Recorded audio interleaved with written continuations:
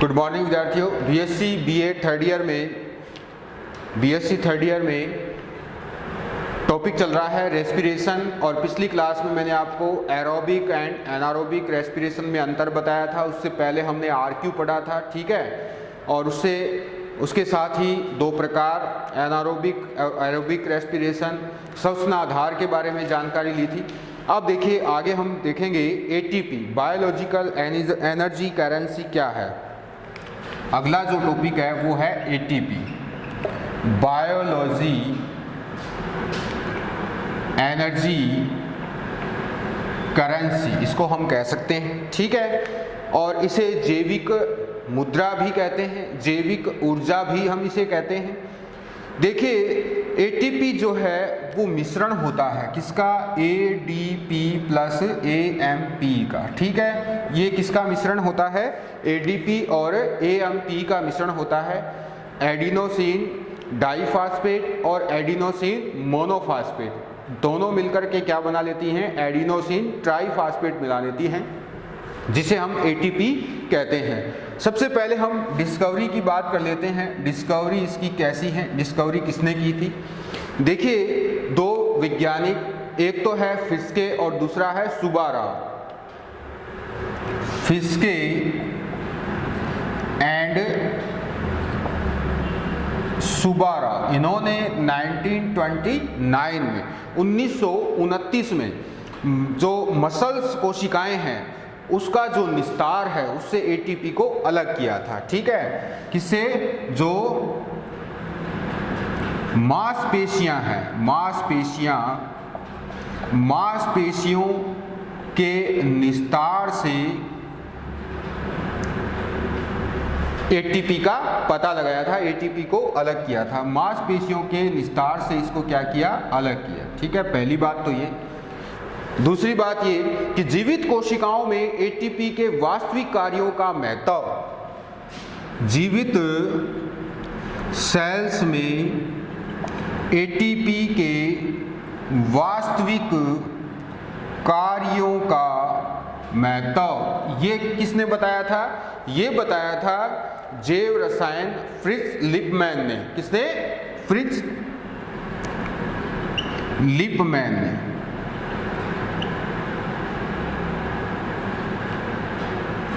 (1940) में बताया था, ठीक है। 1940 में लिपमैन ने जीवित कोशिकाओं में एटीपी का वास्तविक कार्य बताया था, ठीक है।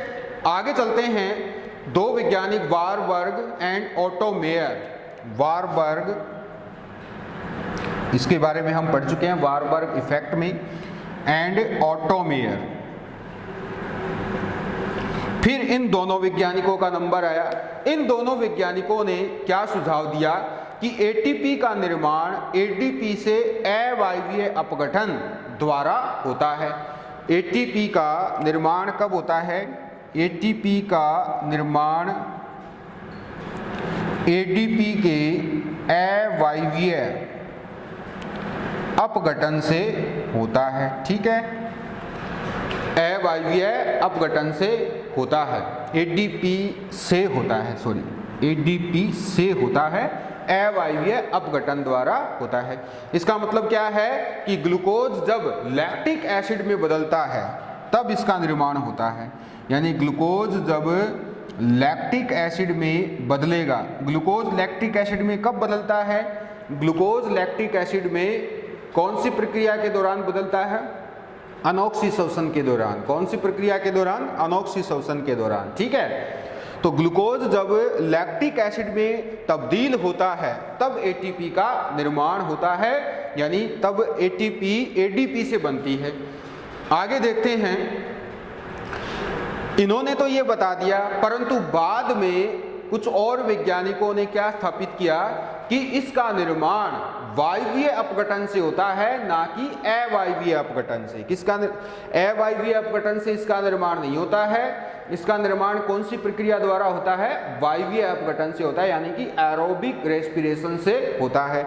वायवीय अपघटन में जब ग्लूकोज आगे अपघटित हो जाएगा तब आगे ऊर्जा का निर्माण होता है, ठीक है, तो ये इससे डिस्कवरी से संबंधित कुछ बातें हैं। डिस्कवरी में आपको याद रखना है, फिस्के एंड सुब्बाराव ने मांसपेशियों के निस्तार से इसको 1929 में अलग किया था।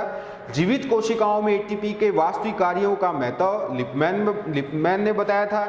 वारबर्ग और ओटो मेयर ने बताया कि एटीपी का निर्माण अवायवीय अपघटन से होता है, एडीपी से होता है, ठीक है, जब ग्लूकोज लैक्टिक एसिड में बदलता है तब, ठीक है। लेकिन बाद के वैज्ञानिकों ने स्थापित कर दिया कि एटीपी का वास्तविक निर्माण अवायवीय अपघटन से नहीं बल्कि वायवीय अपघटन से होता है, ठीक है। कुछ और बातें इसकी देख लेते हैं संरचना से संबंधित। देखिए संरचना क्या है, स्ट्रक्चर ऑफ एटीपी। पहले हम संरचना बनाएंगे, ठीक है। तो इसके अंदर एक एडेनिन ग्रुप होता है, एक एडेनिन जिसे हम कहते हैं 6 एमिनो प्यूरिन, वो इसके अंदर पाया जाता है। देखिए कैसे होती है उसकी संरचना।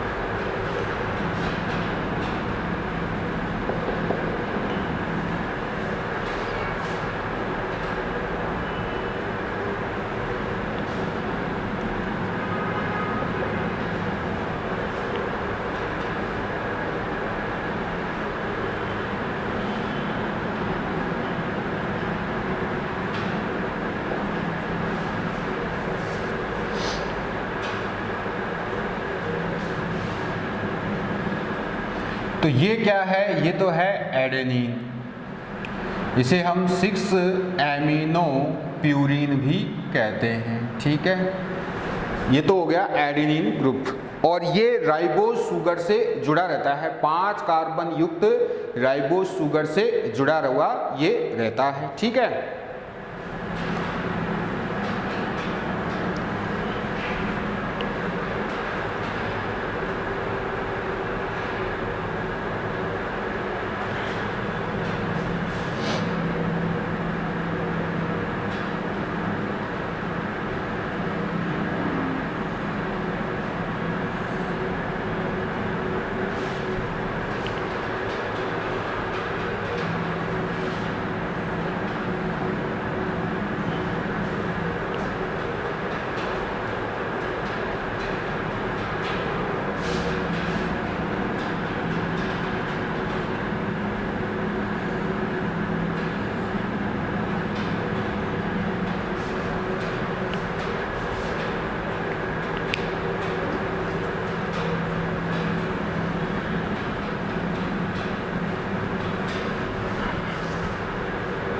फिर से बनाते हैं,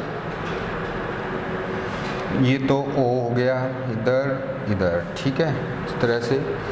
और इसके बाद OH ग्रुप,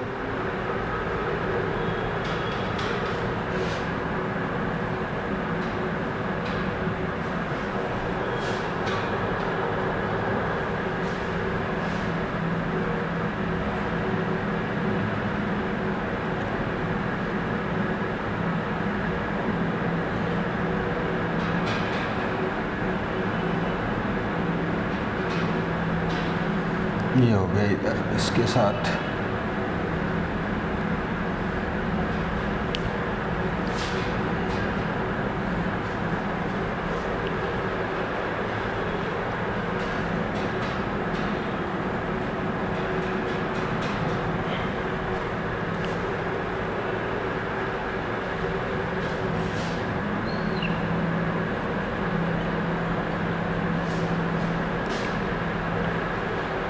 और अब आगे इसके अंदर जो है ये फास्फेट यूनिट जुड़ती हैं। पहली फास्फेट यूनिट राइबोज शर्करा के 5वें कार्बन से संयुक्त होकर AMP बनाती है।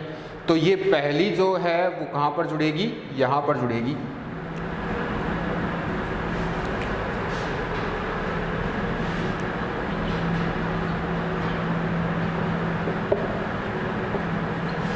पहली तो ये जुड़ गई, ठीक है। इसी तरह से अब आगे भी जुड़ जाएगी, अब दूसरी जुड़ जाएगी, दूसरी जुड़ेगी, और अब तीसरी जुड़ जाएगी,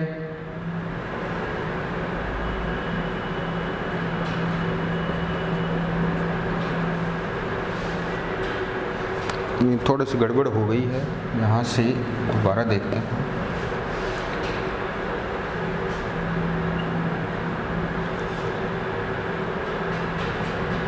सीधा ही जुड़ जाएगा, ये हो गया, ये हो गया, ठीक है।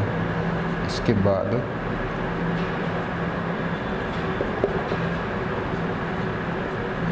इस तरह से, तो ये तो है फास्फेट ग्रुप।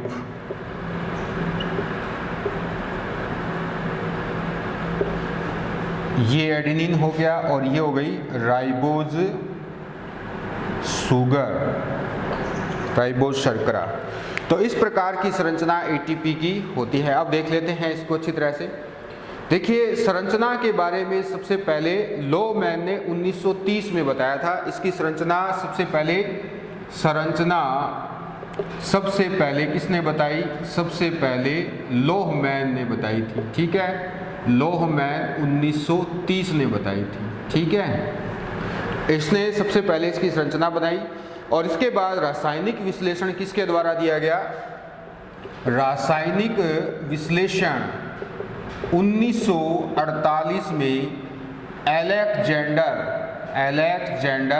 टोड द्वारा दिया गया। किसके द्वारा दिया गया? अलेक्जेंडर टोड द्वारा दी गई, ठीक है। ये तो इसकी दो मुख्य बातें। सबसे पहले इसकी संरचना किसने बताई? लोमैन ने बताई थी 1930 में, और उसके बाद इसका रासायनिक विश्लेषण किसने किया? 1948 में अलेक्जेंडर टोड ने किया था। और क्या बताया? ये बताया कि सक्रिय अवस्था में यह मैग्नीशियम और मैग्नीज आयनों के साथ कॉम्प्लेक्स बनाता है। पहली बात तो ये कि ये क्या करता है? मैग्नीज आयनों के साथ और मैग्नीशियम आयनों के साथ क्या बनाता है? कॉम्प्लेक्स बनाता है, ठीक है। और क्या बातें हैं? और इसमें ये है, देखिए एडेनिन, इसे हम क्या कह रहे हैं? 6 एमिनो प्यूरिन है। उधर देखिए उसमें एडेनिन, वो आपको देख सकते हैं वहाँ पर 6 एमिनो प्यूरिन होता है। 5 कार्बन शुगर राइबोज से ये ग्लाइकोसिल बॉन्ड द्वारा बंधा रहता है। इस बॉन्ड को हम क्या कहते हैं? इस बॉन्ड को हम क्या कहेंगे? इस बॉन्ड को हम ग्लाइकोसाइल या ग्लाइकोसिल बॉन्ड कहते हैं, ठीक है। ग्लाइकोसाइड बॉन्ड द्वारा ये इससे जुड़ा रहता है। पहले फास्फेट जो है यूनिट, वो यहाँ पर जुड़ रही है। आप देख सकते हैं कि राइबोज शर्करा के 5वें कार्बन से संयुक्त होकर के ये पहली क्या बनाती है? पहली AMP बन जाएगी। अगर एक ग्रुप जुड़ेगा तो AMP, फिर दूसरा जुड़ जाएगा तो ADP, ठीक है, और तीसरा जुड़ता ही ATP हो जाएगी। तीनों AMP, ADP और ATP हमेशा कोशिका में उपलब्ध होते हैं। ये भी आपको याद रखना है कि तीनों रूप जो हैं, ये ADP, AMP और ATP, ये तीनों हमेशा कोशिका में होते हैं। और एक एंजाइम जिसे हम एडिनिलेट काइनेज एंजाइम कहते हैं। क्या कहते हैं? एडिनिलेट काइनेज एंजाइम। तीनों रूप कोशिका में होते हैं और इस एंजाइम की सहायता से ये एक दूसरे में चेंज हो सकते हैं। कौन से एंजाइम की सहायता से? एडेनिलेट काइनेज एंजाइम की सहायता से ये इंटरचेंज हो सकते हैं एक दूसरे से, ठीक है। संरचना आपके सामने है। इसके अलावा इसकी एक दो महत्वपूर्ण बातें और मैं आपको बता देता हूं। देखिए, एटीपी की अगर बंधुता की बात की जाए या एडीपी की बात की जाए, तो एडीपी की तुलना में एटीपी मैग्नीशियम आयनों के साथ अधिक बंधुता दर्शाता है। पहली बात तो ये, ठीक है। इसके अलावा एटीपी अत्यधिक आवेशित होता है। क्या होता है? एटीपी अत्यधिक आवेशित होता है और इसके अंदर आवेश कितना है? ये 4 नेगेटिव चार्ज युक्त होता है। चार्ज नेगेटिव जो है कितने होते हैं? 4 होते हैं। इस वजह से ये उच्च ऊर्जा युक्त होता है। और कोई भी नेगेटिव चार्ज फास्फोरिलीकृत कॉम्प्लेक्स में उच्च ऊर्जा युक्त जो है फास्फेट बंध पाए जाते हैं। ठीक है, इसी तरह से ATP है तो इसकी भी हम बात कर लेते हैं। ATP में भी मैग्नीशियम आयनों के साथ बंधुता दर्शाने की क्षमता है, दर्शाता भी है और अधिक बंधुता होती है ADP के मुकाबले, और यही बात किस पर लागू होती है, मैग्नीज आयनों के संबंध में लागू होती है। ठीक है, तो आगे चलते हैं मैकेनिज्म ऑफ रेस्पिरेशन में।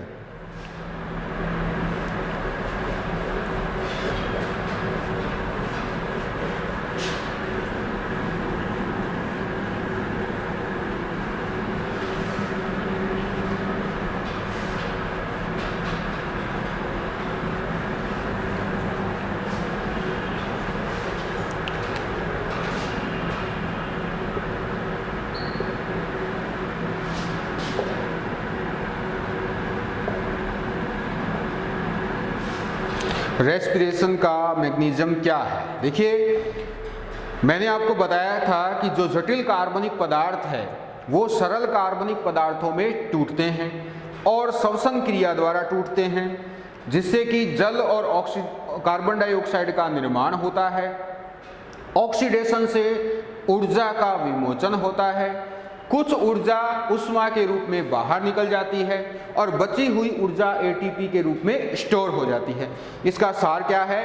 देखिए, जटिल कार्बनिक पदार्थ जो कि फोटोसिंथेसिस के दौरान बनते हैं, उन पदार्थों का श्वसन क्रिया के दौरान सरल कार्बनिक पदार्थों में रूपांतरण होता है, यानी कि वो सरल कार्बनिक पदार्थों में टूटते हैं। ठीक है, और इस दौरान कार्बन डाइऑक्साइड और जल का निर्माण होता है।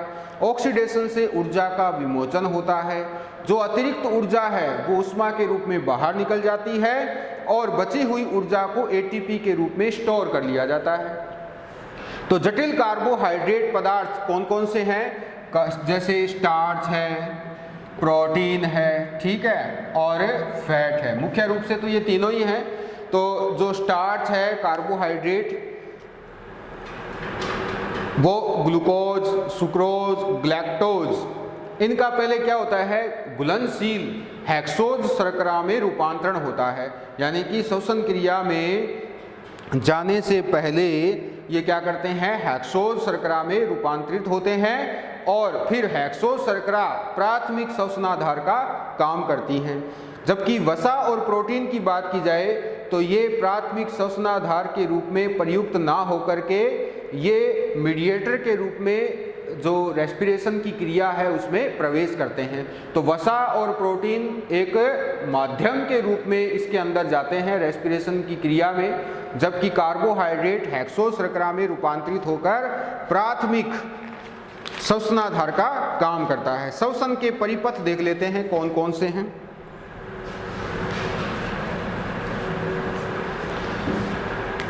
साइटोप्लाज्म में और माइटोकॉन्ड्रिया में। ठीक है, तो साइटोप्लाज्म में कौन सी घटना होती है?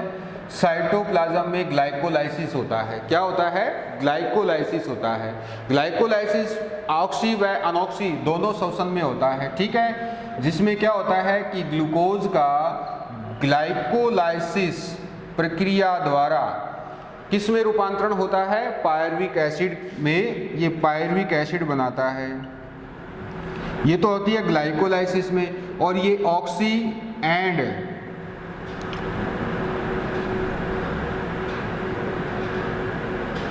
हाँ ठीक है, ये ऑक्सी व अनऑक्सी दोनों में होता है। ठीक है, ग्लाइकोलाइसिस दोनों रेस्पिरेशन के दौरान होता है ग्लाइकोलाइसिस, जिसमें ग्लूकोज का पायरुविक एसिड के 2 अणुओं में रूपांतरण होता है। ठीक है, ये तो बात हुई साइटोप्लाज्म की। और अगर हम बात करें माइटोकॉन्ड्रिया की, तो पायरुविक एसिड बन चुका है। पायरुविक एसिड से अब आगे जो भी पायरुविक एसिड बनेगा वो पायरुविक एसिड आगे फिर क्रेब्स साइकिल में जाएगा। तो यहाँ पर क्रेब्स साइकिल कहाँ होता है? क्रेब्स साइकिल ये कहाँ होता है? ये होता है माइटोकॉन्ड्रिया में, जिससे कार्बन डाइऑक्साइड कहाँ निकल जाएगी? बाहर निकल जाती है। ठीक है, और आगे देखें हम NAD का NADH2 में ETS के माध्यम से आगे ऑक्सीजन और जल का निस्तारण हो जाता है। तो देखिए कैसे, NAD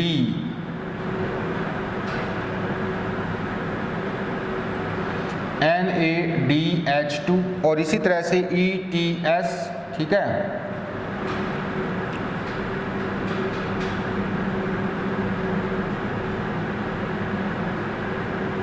और यहाँ O2 और H2O, क्लियर। इस तरह का प्रोसेस इसके अंदर ऑक्सीजन की क्रिया से होता है। सॉरी, ये ऑक्सीजन बाहर नहीं, ऑक्सीजन तो अंदर ही रहेगी। तो ये है श्वसन के परिपथ। दो परिपथ हैं। पहला है, इसके अंदर साइटोप्लाज्म में ग्लाइकोलाइसिस की क्रिया होती है। माइटोकॉन्ड्रिया में क्रेब्स साइकिल और ETS, जिसे हम इलेक्ट्रॉन ट्रांसपोर्ट सिस्टम कहते हैं, ये दोनों क्रियाएं माइटोकॉन्ड्रिया में होती हैं। तो ग्लाइकोलाइसिस साइकिल क्या है, ग्लाइकोलाइसिस के बारे में हम पढ़ेंगे। ग्लाइकोलाइसिस को तीन वैज्ञानिकों, जिनका नाम है एम्डन, मेयरहॉफ एंड पार्सन, इन तीनों वैज्ञानिकों द्वारा दिया गया था। इसे EMP पथ भी कहते हैं। ऑक्सी व अनॉक्सी दोनों प्रकार की श्वसन क्रियाओं का ये प्रथम चरण माना जाता है और इसमें ग्लूकोज के एक अणु का कई रासायनिक क्रियाओं द्वारा पायरुविक एसिड के दो अणुओं में रूपांतरण होता है और 4 हाइड्रोजन अणु भी मुक्त होते हैं। सभी जो रिएक्शन है वो साइटोप्लाज्म में संपन्न होती है और इसके लिए ऑक्सीजन की ज़रूरत भी नहीं रहती है। और इस दौरान कुल मिलाकर 4 ATP बनती है, जबकि 2 ATP अणुओं का उपभोग होता है। तो शुद्ध ATP कितनी निकलती है, 2 ATP निकलती है, ठीक है। देख लेते हैं ग्लाइकोलाइसिस। ग्लाइकोलाइसिस साइकिल तो हम कल देखेंगे, लेकिन मैं आपको इसकी कुछ बातें बता देता हूँ। सबसे पहली बात ये, इसे EMP पाथवे भी कहते हैं, ठीक है। ग्लाइकोलाइसिस EMP पाथवे इसको कहते हैं। क्यों कहते हैं, इसकी खोज जो है एम्डन, मेयरहॉफ एंड पार्सन द्वारा की गई थी, इसलिए इसको EMP पाथवे भी कहते हैं। दूसरी बात, ऑक्सी व अनॉक्सी दोनों श्वसन प्रक्रियाओं का प्रथम चरण है, ठीक है। प्रथम चरण कौन सा है, दोनों ही प्रक्रियाओं का, चाहे वो ऑक्सी हो चाहे वो अनॉक्सी हो, तो वो है ग्लाइकोलाइसिस, ठीक है। इसमें होता क्या है, इसमें ग्लूकोज के एक अणु का कई अभिक्रियाओं द्वारा पायरुविक एसिड के 2 अणुओं में रूपांतरण होता है, ठीक है। इसका जो मुख्य इसके अंदर जो क्रिया है वो क्या है, ग्लूकोज के एक अणु का कई अभिक्रियाओं द्वारा पायरुविक एसिड के 2 अणुओं में रूपांतरण होता है, ठीक है। इस दौरान 4 हाइड्रोजन, कितने, 4 हाइड्रोजन परमाणु मुक्त होते हैं, ठीक है। कितने हाइड्रोजन परमाणु मुक्त होते हैं, 4 हाइड्रोजन परमाणु मुक्त होते हैं। इस दौरान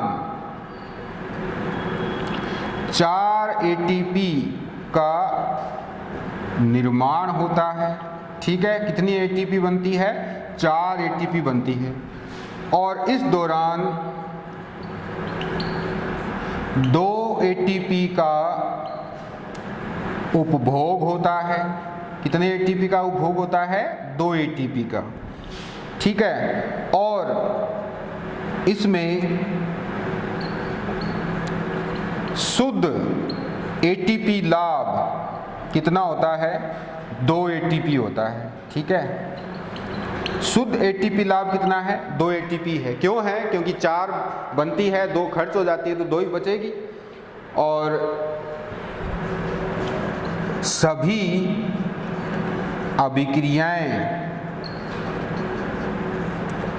कहाँ होती है, सभी अभिक्रियाएं साइटोप्लाज्म में संपन्न होती है, साइटोप्लाज्म में संपन्न होती है, ठीक है। और लास्ट क्या है, इसके लिए दिखाई नहीं दे रहा होगा, ठीक है, नीचे नहीं दे रहा, यहाँ लिख देता हूँ। इसके लिए O2 की आवश्यकता भी नहीं होती है। आवश्यकता होती है कि नहीं होती है? ऑक्सीजन की आवश्यकता होती है कि नहीं होती ग्लाइकोलाइसिस में?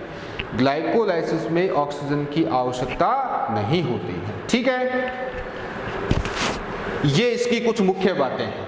सबसे पहली बात, इसकी खोज किसके द्वारा की गई? एम्डेन, मेयरहाफ और पार्सन द्वारा की गई, इसलिए इसको EMP पाथवे भी कहते हैं। ये ग्लाइकोलाइसिस जो है वो श्वसन क्रिया का प्रथम चरण है, चाहे वो ऑक्सीश्वसन हो चाहे वो अनऑक्सीश्वसन हो, ठीक है। ऑक्सीश्वसन में तो हम आगे देखते हैं कि कार्बन डाइऑक्साइड और जल का निर्माण होता है, ठीक है। अनऑक्सीश्वसन में किसका निर्माण होता है? लैक्टिक एसिड या अल्कोहल का निर्माण होता है। तो देखिए, ग्लाइकोलाइसिस में ग्लूकोज के एक अणु का कई अभिक्रियाओं द्वारा पायरुविक एसिड के 2 अणुओं में रूपांतरण होता है और इस दौरान 4 हाइड्रोजन परमाणु मुक्त होते हैं। कितने हाइड्रोजन परमाणु मुक्त होंगे? 4। इस दौरान 4 ATP बनती है, लेकिन 2 ATP खर्च भी होती है।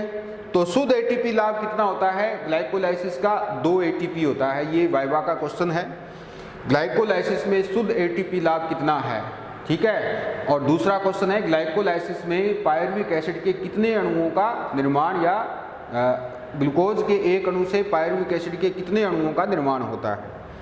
सभी क्रियाएं साइटोप्लाज्म में संपन्न होती हैं, ठीक है। तो ये इसकी बातें जो है वो आपको याद रखनी है। कल हम इसका साइकिल देखेंगे और इसमें ऊर्जा उत्पादन कैसे होता है वो देखेंगे। तो आज के लिए बस इतना ही। Thank you.